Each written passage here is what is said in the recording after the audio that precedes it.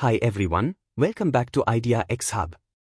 I'm Sukhdev Singh, and today, I created a supplementary video to my earlier video on literature review using cutting-edge AI tools. This video is based on podcast audio created using Google NotebookLM. Hey everyone, ready for a deep dive into something really cool? Yeah. We're going to be talking about AI and how it's changing the game for literature reviews. Oh. I mean, whether you're like a student, buried in research papers, or you're a, seasoned researcher, or someone who loves, keeping up with the latest discoveries. This is going to be fascinating. Yeah. We've got some great articles and research notes here. Yeah, it's amazing stuff. Yeah. Really, yeah. And I think what's really mind-blowing is how AI is not just making literature reviews faster, Right. but it's like opening up It's true. entirely new ways of understanding research. Yeah, it's not just about speed. Right. It's about, like you said, new avenues of inquiry. Yeah. Like things we couldn't even conceive of before. Exactly. With traditional methods. Okay, so like imagine you're starting a new research project, right? You need to figure out what's already been published on your topic. Yeah. Back in the day, that meant spending hours in the library, Totally. mountains of journals. Sifting through all those papers? Yeah, it was like trying to find a needle in a haystack. Oh, absolutely. Yeah. It was a nightmare. Right. And even then, you're never really sure Exactly. if you've got everything. That's what's so frustrating. Yeah, you always feel like you might have missed something crucial. Yeah, and this is where AI comes in. AI is changing all that. Yeah. It's not about replacing us. Right. It's like giving us these superpowers to process information better. Like research assistants on steroids? Exactly. Okay, so And to see patterns we might not have noticed. there are so many different AI tools out there. There are tons of them. Yeah, and each one has its own strengths. Yeah. One that I was really impressed by is called Consensus.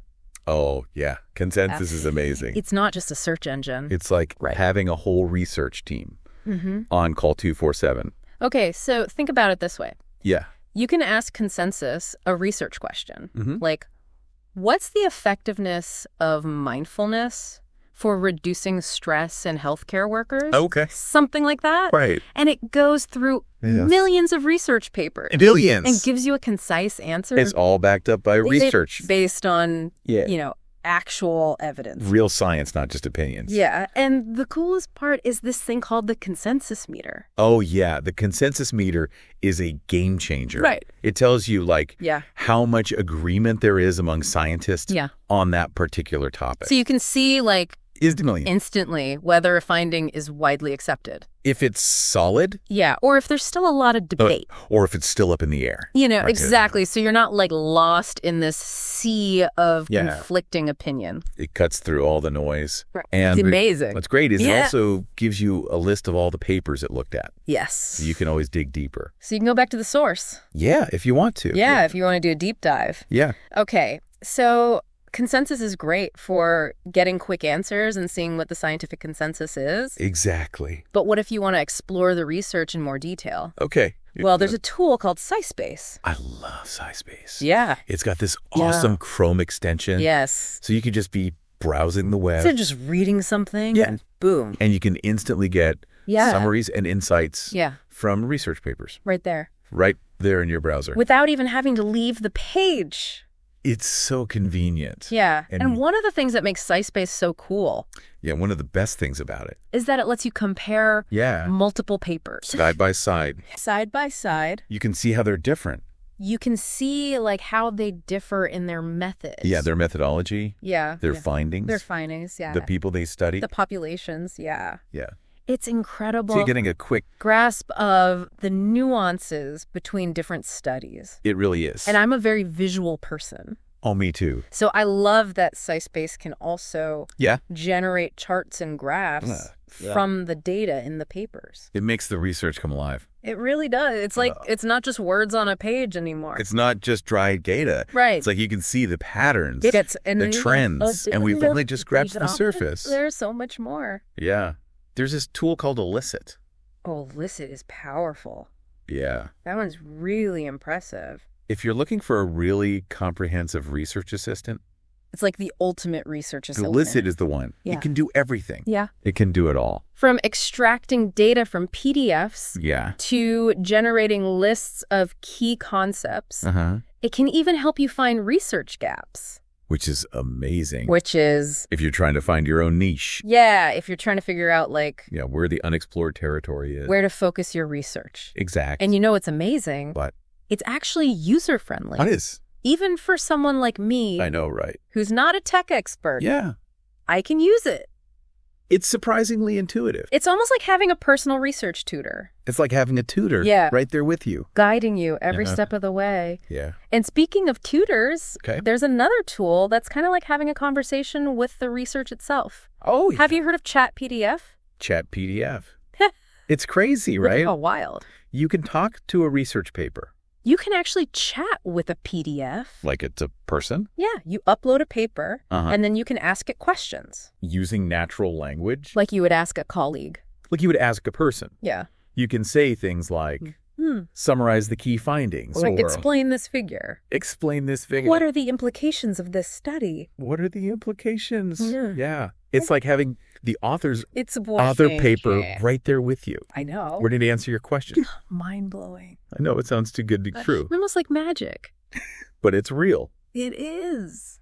So Chat PDF is awesome for deep diving into a specific paper. Yeah, it's great for that. But it's important to note that its knowledge is limited to that one document. Yeah, it doesn't have the vast database. Consensus or science base. For drawing on this huge database on that one paper. So, but it's really good for getting a thorough understanding of a single study. Really understand a paper. Yeah.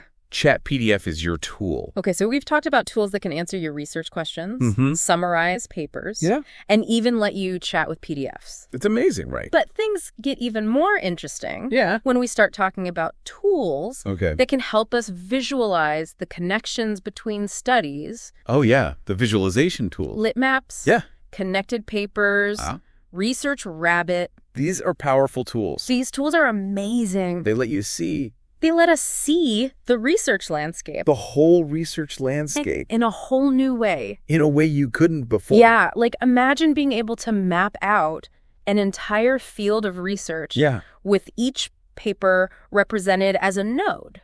Like a network. Yeah, and the connections between them representing citations or shared concepts. You can see which papers are the most influential. You can see like the most important papers. The key players. Yeah, how different research areas are connected. How they all fit together. And even where the gaps are. Yeah, where the unexplored territory is. It's like having a roadmap. It is. It's like a roadmap. For your entire literature review. For a whole research journey. And with connected papers, you can even generate lists of prior works. Remember, derivative works, to see how research has evolved. How it's all connected. How the field is developed. It's amazing for putting things into perspective. It really is. Right. It gives you that big picture view, which is so important. These visualization tools are super valuable. Absolutely essential. For getting that bird's eye view of your research area. And for finding new directions. And figuring out where you can make your own contribution. For your own research. And the best part is all of these tools are constantly being updated. They're always getting better. And improved. Yeah, the developers are always adding new features. Yeah. So who knows what the future holds? It's exciting to think about. It is really exciting. It is. Now, before we get too carried away with all the amazing possibilities, it's important to remember that these AI tools are meant to enhance our research. They're tools. They're not meant to replace us. Not replacements. Right. For us. We still need to use our own brains. We can't just blindly accept what the AI tells us. The AI. We have to be critical. We need to think for ourselves. We have to evaluate the information. Absolutely. We have to check the facts. Fact check everything. Yeah. Don't just assume it's correct. And most importantly, we always need to go back and read the original source material. The original papers. Yeah. AI summaries are great. Yeah, they're good. For getting an overview. For a quick summary. But they don't replace the need for careful reading and analysis.